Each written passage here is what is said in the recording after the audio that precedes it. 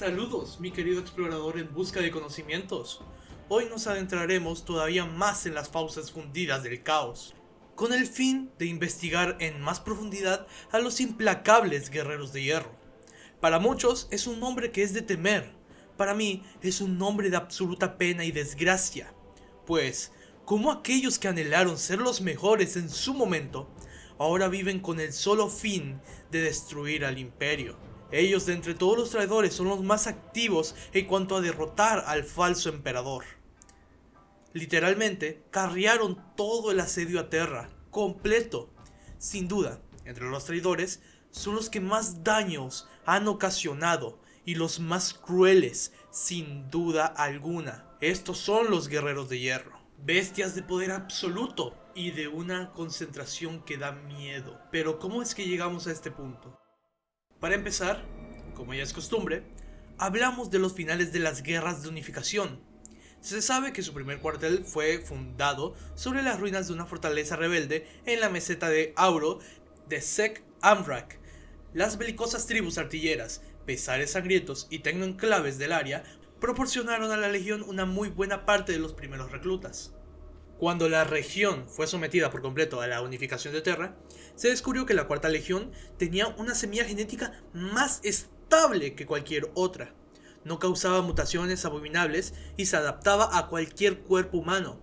Esto provocó que la semilla genética fuera producida en masa, incluso antes de la llegada a la Luna, donde los genetistas fueron responsables de expandir a las legiones. Esta ventaja permitió que las fuerzas de combate de la cuarta creciera muy rápidamente, expandiéndose hasta alcanzar el tamaño de varios batallones listos para el combate, mientras que otras legiones, nacientes todavía, aún no eran capaces de despegar más que una centuria. Esto a su vez hizo que la legión fuese puesta muy pronto en servicio activo, junto con la primera legión y la quinta, los cuales serían respectivamente los Ángeles Oscuros y las Cicatrices Blancas. Pero en sí, el emperador usó lo que sería la cuarta legión como uno de los primeros astartes en luchar en Terra, para destruir lo que serían los últimos elementos de resistencia del planeta.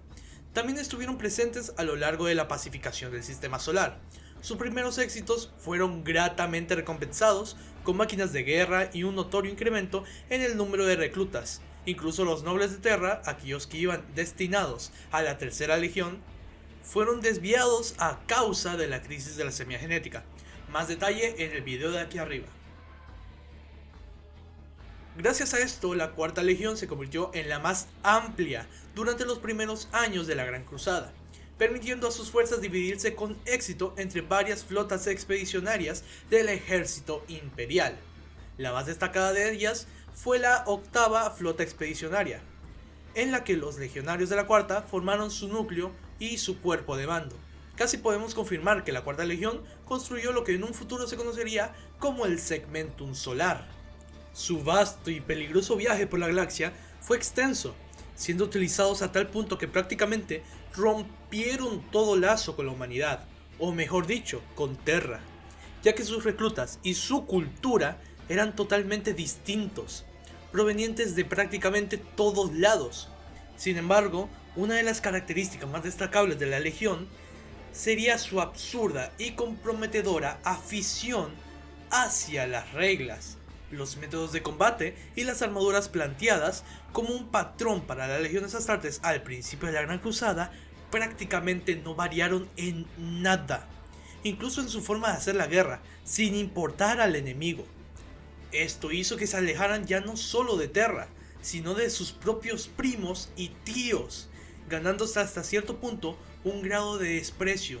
Incluso Horus los describía como toscos y poco imaginativos, a pesar de que el mismo Horus había encontrado utilidad en las demás legiones. Recordemos que tuvo bajo su mando a un capítulo de los hijos de Corax. Con la cuarta legión, no. Más allá de ser grupos planos de vanguardia, no servían para tanto como tal. Como consecuencia, la cuarta legión fue cada vez más utilizada para librar campañas sin gloria, pero vitales, de desgaste demoledor e interminable derramamiento de sangre.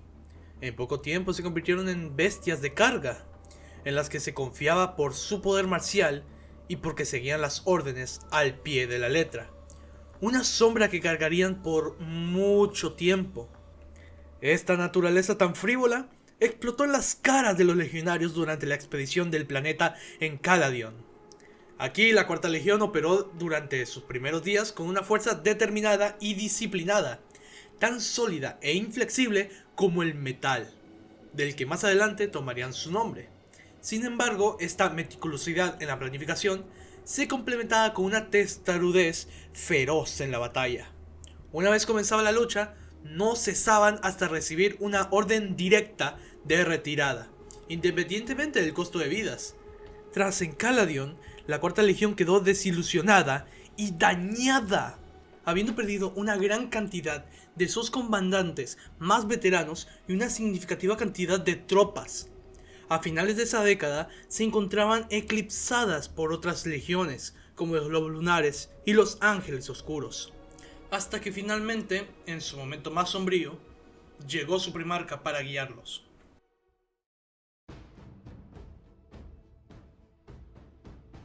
La llegada del Señor de Olimpia marcó profundamente a la legión. Perturabo era un hombre de hierro, era todo el ingenio que su padre representaba, un grandísimo inventor y un buen general incluso, y una bestia sin límites aparentes. Hay quienes llegaban a describir al primarca como un enorme tanque hecho hombre, incluso lo llegaban a confundir con un dreadnought de la época. No era un hombre de poca ambición, no. Él no buscaba la perfección como Sanguinius o Fulgrim. No buscaba centrar su personalidad férrea como Leman Russ. No buscaba agradarles a todos como Horus. No, él anhelaba algo superior. Él deseaba ser el mejor. Su reunión con su legión recordó a la que Ferrus Manus tuvo con la 10ª. Él, cuando los vio, se decepcionó, pues lo único que vio fue debilidad, la cual él moldearía con el martillo de hierro. Pero, ¿por qué el hierro? Para la filosofía de la Legión, el metal, el acero, el hierro es a lo que se debe de aspirar. Solo ceder ante un maestro como lo era su primarca. Serían fríamente lógicos como máquinas duras para la guerra y serían los mejores. Perturabo fue inclemente, ordenó que como castigo por cada fracaso, hermanos se asesinarían entre sí, diezmando sus fuerzas para moldearlos duramente. El cambio fue radical, sus fuerzas se multiplicaron y despegaron como nunca antes. Los ahora conocidos como guerreros de hierro no veían a la guerra como las demás legiones, no buscaban verse finos y elegantes, ni tampoco una salvaje y encarnizada lucha, solo buscaban ser lo más eficientes posibles. Piensa en el ajedrez. Tú cuando abres el juego virtual y te pones a jugar contra la máquina, por muy novato que seas, siempre dará el mejor movimiento para ganar, de la forma más eficiente y rápida posible. Son marines espaciales, son armas de batalla, con una abominable eficacia. Se le llamaban la encarnación de la batalla, sin piedad o misericordia, solo fría lógica, fría y abrumadora lógica. No había nada personal, solo trabajo y guerra sin más. Pero, ¿dónde podíamos ver su faceta más loca y salvaje? En ese caso hablemos de su maestría en el asedio. No hay fortaleza inexpugnable, todo tiene un punto débil, y ellos serían los indicados para ello. Ahí donde la sed de sangre de los devoradores de mundos no podía, donde las fuerzas de los ultramarines fracasaba, eran cuando los guerreros de hierro entraban en acción. Cuando las legiones astartes no eran suficientes, eran los guerreros de hierro los que acudían al llamado. No importaba la antigüedad de la raza sino, no importaba el número, ni las herramientas, pues ellos serían el ariete que destruiría los muros impenetrables, pues si sus armas convencionales no eran capaces de hacer el trabajo, inventaban e innovaban nuevas armas, nuevos métodos, nuevas herramientas para conseguir su cometido. Perturabo y su legión no buscaba amigos ni aliados entre aquellos junto a los que sirvieron, salvo quizás entre los que serían los agentes del Mechanicum. que les apoyaban en su búsqueda de medios cada vez más potentes y eficientes de librar guerras. En sus legiones hermanas veían debilidades engendradas por el autoengaño, la falta de disciplina y el falso misticismo. Y por supuesto, la vanidad. Y también veían insultos y ofensas cometidas por ellos, tanto reales como imaginarias normalmente. Pero entraré en detalles sobre esto más adelante. Por los momentos concluiré con lo siguiente.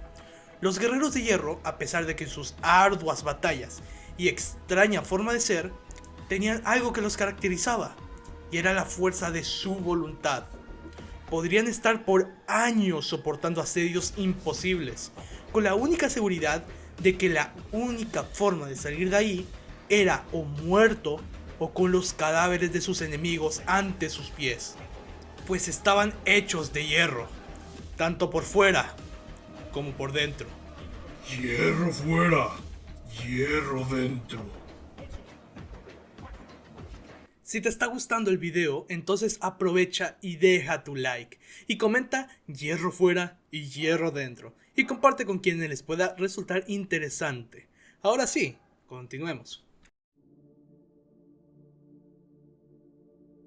Oh grandes y poderosos primarcas, hijos del emperador y semidioses de la guerra, vienen desde los cielos a purgar al hereje junto con sus ángeles de la muerte. Este carácter semidivino que tanto se ha esforzado el imperio en establecer hace que muchas veces nos olvidemos de lo verdaderamente importante, ya que deshumanizamos a personas humanas que tienen aspiraciones, que tienen imperfecciones. Y te puedes dar cuenta de esto cuando escuchas todo lo que dije anteriormente. Máquinas de guerra sin sentimientos, frías y duras máquinas sin más. No lo creo del todo. Pues algo que es completamente real es el desprecio tan arraigado que arrastraba la legión hacia la destrucción. Su disfrute y su deleite se veía en las construcciones, en el ensamblaje, en ver cómo todo encaja a la perfección, cómo las edificaciones más hermosas salían adelante. Ante todo, eran científicos y arquitectos. Para ellos el sueño dorado del emperador era la meta más noble y digna que podían aspirar, y Perturabo lo sabía. El sueño del primarca era ser el constructor de un futuro para la humanidad, un futuro en la que ellos construirían la morada en la que habitarían con completa paz, lo cual hasta cierto punto llevó a su rivalidad amistosa y de respeto mutuo con los puños imperiales, aunque así era en un inicio, dado que la verdad de la legión era que Olimpia era un sitio de competencia constante, un sitio donde el mérito pesaba una barbaridad, tanto que había mucho sabotaje mutuo, incluso entre hermanos, así que era cuestión de tiempo que esto llevara a enemistarse con los hijos de Dorn. Lo que provocó este instinto de competencia en la legión fue que la propia tuviera un terror absoluto al fracaso, pues todo el mundo anhelaba la aprobación de su padre Perturabo. Hay quienes insinuaban que el primarca despreciaba a sus hijos, pero no era así. Conrad Kurz odiaba a sus hijos, Perturabo no. Él era un padre estricto, que exigía lo mejor de sus hijos. Ni siquiera eran capaces de pedir ayuda, pues no era algo que debía de ser posible. Un guerrero de hierro debe ser capaz, y si no, un diezmo de sus hermanos sería correctivo suficiente para que aprendan. La guerra es inequívoca, indiferente, inmisericordia y ciega. A ciegas también será la selección de aquellos que pagarán el precio de sangre por el fracaso general de vuestro historial. Una vez hemos escuchado todo esto, debemos de entender algo, y es que los guerreros de hierro, con un objetivo tan claro y tan lleno de complejos, tendrían batallas sin cuartel de la más horrible medida. En su afán de ser los mejores, se olvidaron de que la galaxia tiene nula clemencia con absolutamente nadie. Fueron enviados a los rincones más depravados, retorcidos y desesperados de la galaxia, a llevar la luz del emperador a los perdidos. Aceptaban los encargos más imposibles que pudieras escuchar. Muchos consideraron, sabios del imperio principalmente, Suelen argumentar que la legión fue desgastada y consumió su fe en la Gran Cruzada. Pero si vemos los acontecimientos durante el ascenso de Horus al Señor de la Guerra, encontramos que hubo un cúmulo de cosas que devastaron a la legión hasta sus últimas esperanzas. En las primeras gotas que derramaron el vaso, encontramos el hecho de que los puños imperiales y Rogal Dorn fueron escogidos para construir el Palacio de Terra. Sería el trabajo arquitectónico más importante jamás registrado, y ellos habían sido dejados de lado. Resintiendo esta humillación y la rivalidad que antes tenían, se convirtió en una furia inmensa. Pero lo peor estaba por venir. Mira, mi querido explorador, te daré una situación hipotética. Imagina que eres un soldado de la Guardia Imperial. Has sido despreciado durante toda tu vida, denigrado por superiores y amenazado de muerte por tus comisarios, cuando tú solo tenías las mejores de las intenciones. Todo esto para que luego seas enviado a pelear, tú solo, contra un tirano del enjambre. Mientras tanto, los que tanto te aplastaron, te dejan todo el trabajo a ti. Así, más o menos, es como que se tuvieron que sentir los guerreros de hierro cuando los enviaron a combatir contra los horrorosos Hrud, también conocidos como los Tempofaroxes. Criaturas capaces de manipular el tiempo a su antojo completamente. Es de conocimiento común que los Astartes son muy longevos. Aún no conocemos del todo de su límite en cuanto a edad. Dante de los Ángeles Sangrientos posee 1600 años de edad y sigue siendo muy poderoso. En esta batalla, los Astartes morían de viejos. Incluso el aparente inmortal primarca Perturabo vio que su cuerpo se volvía más lento. Una batalla que dejó totalmente traumado a una muy cansada y agotada legión.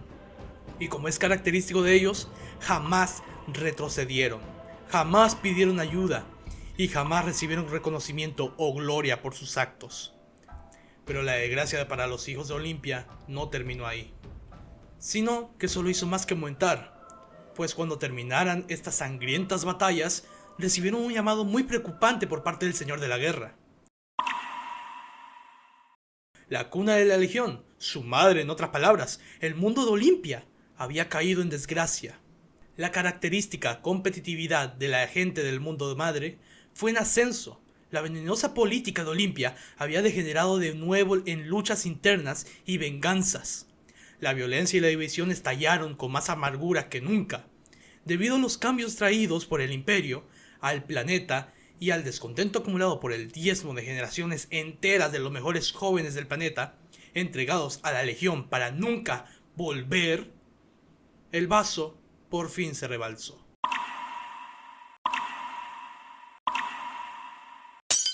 Los guerreros de hierro no tuvieron compasión. Olimpia ardió. Las ciudadelas de las montañas fueron derribadas y ciudades enteras de parientes de los propios guerreros de hierro fueron pasadas por un cuchillo. Con una rabia amarga que rayaba en la locura, Perturabo destrozó con sus propias manos las defensas de Lochos, que él mismo había levantado en otra época. Mataron a sus familias, esclavizaron brutalmente a sus habitantes y contemplaron amargamente el caos que crearon. No eran nada más que monstruos. Rodeados de pecados y rodeados de miseria, se desterraron al silencio y al olvido. No eran dignos de ser marines espaciales, no eran dignos de ser ángeles del emperador. Fue entonces cuando el hierro se dobló.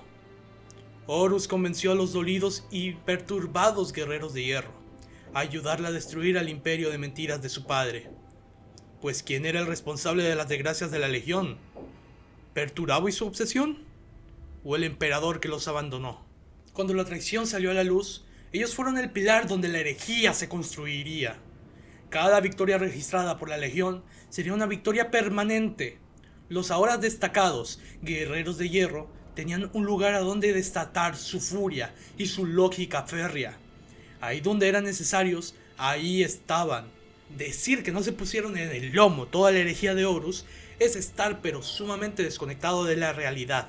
Pero ¿en dónde mejor se pueden representar su gran habilidad? Sino en las fases finales de la herejía de Horus. El asedio a Terra. Pues ¿quiénes fueron los que crearon el plan perfecto para atravesar las defensas perfectas del segmento solar y las demoledoras defensas de Terra? Sino los mismos maestros del asedio. Sus bases, sus sitios fortificados, eran tremendas.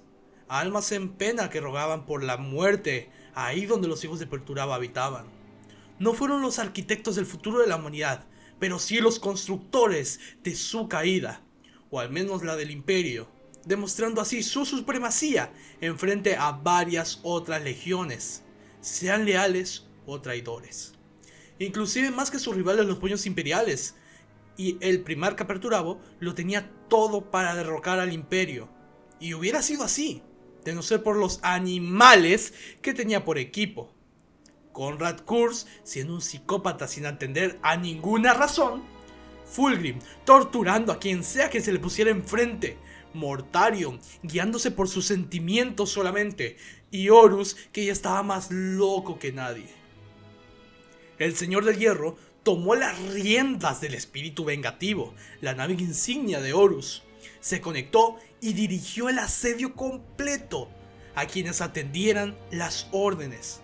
También en el proceso descubrió varios secretos del caos y de hecho varios misterios bastante complejos, a decir verdad. Perturabo no pudo terminar lo que empezó por el fin de la herejía. La muerte de Horus y la caída del emperador eran definitivas y los traidores salieron corriendo directamente hacia el ojo del terror. Al final los guerreros de hierro, no satisfechos con humillar las defensas de los hijos de Dorn, prepararon la trampa definitiva para sus eternos rivales, la conocida como la Jaula de Hierro. Los hijos de Dorn tomaron esto como un reto y cayeron a propósito, y de no ser por la intervención de los hijos de Guilliman, los ultramarines hubieran matado a toda la legión de Rogal Dorn en una sola campaña. La pérdida fue devastadora para los leales. La legión traidora logró conseguir bastante semilla genética de los guerreros caídos de los puños imperiales. Y acto seguido se dispusieron a la tarea de dominar y doblegar al caos. A diferencia de otros señores de la guerra, del caos, como Abaddon el Saqueador, los guerreros de hierro hicieron lo que nadie más pudo: mecanizar y doblegar varias secciones del caos, literalmente consiguiendo hacer motores, máquinas y herramientas a partir de demonios del caos, creando su pequeño imperio disforme.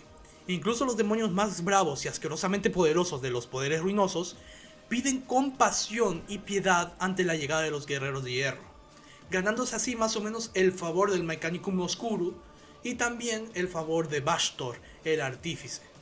En el proceso, el mismo señor de hierro, Perturabo, ascendió como príncipe demonio del caos indivisible. Cosas que a muchos les puede parecer extraño, pero la verdad tiene sentido, y es lógico. Con el plan de dominio de la legión sobre el caos, es normal aceptar ciertas ayudas. Al final del día, ellos dominan más al caos de lo que el caos los domina a ellos. Al final del día, el currículum de la legión está repleta de acciones de guerra en contra del imperio. Su primarca se ha mantenido sereno y completamente escondido en las sombras, trabajando en su objetivo central, la destrucción del imperio, que en muchas ocasiones le dio la espalda. Durante los años de la guerra junto con el caos, la gran y estable semilla genética de la legión se fue corroyendo y dejó de ser tan estable, provocando una serie de mutaciones abominables, por lo que su mente, totalmente consumida por la lógica fría y el mismo corrosivo poder del caos, crearon la forma idónea para crear nuevos Astartes, conocido con muchos nombres y recordado con horror.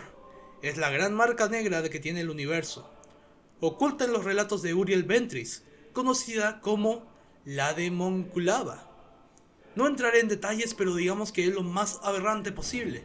Es lo Grimdark dentro de lo Grimdark. Una maquinación tan perversa para poder conseguir Astartes. Pero ahí lo dejaré. Aparte de esta manera tienen otra forma. Y esta pues puede variar bastante, ya que en ocasiones llegan a secuestrar a marines espaciales y lavarles el cerebro para así poder mantener sus números, y también logran robar semilla genética de diferentes capítulos, ya sean leales o traidores. Incluso han llegado a crear híbridos entre diferentes marines. Por ejemplo, Hounsou, que es parte guerrero de hierro y parte puño imperial. En un futuro hablaremos de él, pues tiene muchas cosas muy interesantes en las cuales hablar y me quiero expandir mucho más. Y hablando de personajes interesantes, en un futuro, les pido paciencia, hablaremos de casi todos. Por ejemplo, el siguiente que tengo en la lista es Barabás de Antioch, uno que he escuchado bastante su nombre, y lo más seguro que salga muy próximamente. Por los momentos creo que esto es todo lo que tengo que hablar acerca de esta legión. ¿Qué les ha parecido? ¿Les gustó? A mí sinceramente me cautivó mucho. Dejen en los comentarios sus opiniones, yo los leo a todos. Pero por el momento nos veremos hasta la próxima. Hasta una siguiente campaña, compañeros.